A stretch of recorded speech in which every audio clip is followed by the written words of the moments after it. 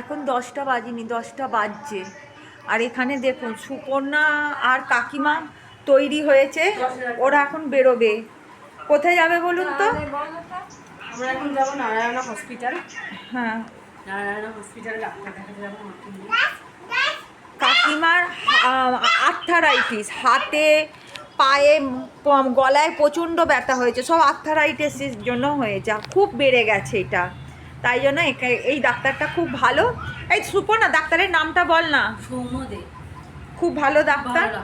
যদি কারোর কোনো দিন এরকম সমস্যা হয় দেখাতে পারেন ডাক্তারটাকে। এই হচ্ছে ব্যাপার। এই হসপিটাল ছাড়া অন্য কোথাও বসে না। পিজিতে মানে পিজির ডাক্তার পিজিতে বসে। আচ্ছা, পিজিতে ওই আউটডোরে দেখানো যায়, আলাদা করে দেখানো যায় না। আলাদা করে দেখাতে গেলে এই নারায়ণাতে। নারায়ণা ছাড়া আর কোথাও না। আচ্ছা, এই হাওড়ারই নারায়ণাতে বসে, অন্য জায়গায় পাওয়া যায়। আচ্ছা, ঠিক আছে।